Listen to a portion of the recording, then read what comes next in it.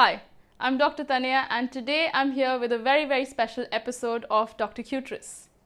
First of all, a very happy Independence Day. That should probably explain why my eyes are painted differently. Today I'm going to be talking about another independence we need to achieve. We need to be independent from the shackles of colonialism on the history of our sexuality. It is argued that India was one of the first countries in the world to provide sex education in the form of art and literature.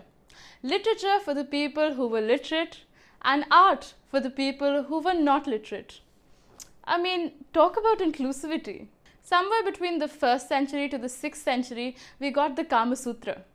The Kama Sutra or the Kama Shastra that tells us about 64 different positions in how to have sex. The Kama Sutra or the Kama Shastra that even talks about a Tritiya Prakriti, which means a third gender.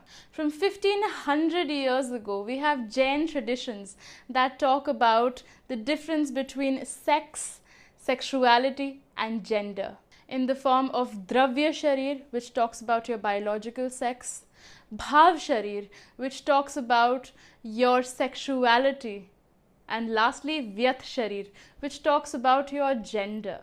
We were truly progressive. The 9th century saw the rise of temples like Khajuraho that have explicit illustrations and carvings of all kinds of sex under the sun.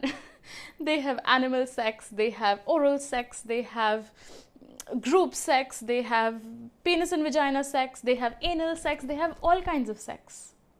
We have different gender variations in our mythology. We have characters like Ardhanareshwar, we have characters like Shikhandi, we have characters like Ila. We have gender variation in the form of Vishnu and Mohini. Not just that, we are well aware of a Mughal king who famously desired a boy that he wrote about extensively in his memoirs. We have a famous Sufi princess who talked about her desires freely and openly in her memoirs. We have texts like Anang Rang that are dedicated to the Lodhi kings. We have poets like Mir Taki Mir from the 18th century that famously say, if not him, there is his brother. Mir, are there any restrictions in love? We have fiercely feminist writers like Ismat Chughtai, who have written one of the most beautiful accounts of a lesbian relationship in Indian literature. Nudity in art, we've had way before the Europeans. And it's not just that. The beautiful thing about it is that sex was never treated as a purely biological function. Sex was treated with the idea of pleasure. Some traditions mention the existence of a game like Chakra Puja, where there would be 8 men and 8 women who would meet in the night. The women would take off their cholis and put it in a pot, the choli being the blouse, and put it in a pot, and the men would fish out one of these blouses.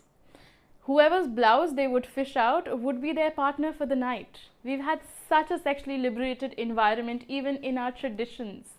Not just that, we've had a beautiful relationship with the idea of female pleasure. Our texts advocate for female pleasure, so much so that the Kama Sutra goes out to mention that if a man cannot satisfy his woman, the woman is free to seek that pleasure elsewhere. So how and when did it all change?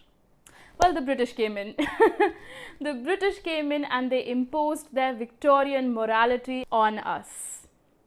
They used all these wonderful sexually liberated traditions, cultures and texts that were a part of our history as this nation and used it as a proof of how barbaric and uncivilized we were. India has a well-documented relationship with sexuality. We were the first country to treat sex as a science and not just recreation. This Independence Day, let's pledge to seek independence from this colonial hangover. Let's pledge to seek independence from this Victorian lens that we view our own society, history, traditions and culture through. Let's pledge to rediscover our glorious sex-positive past. A very happy Independence Day to all of you. Jai Hind.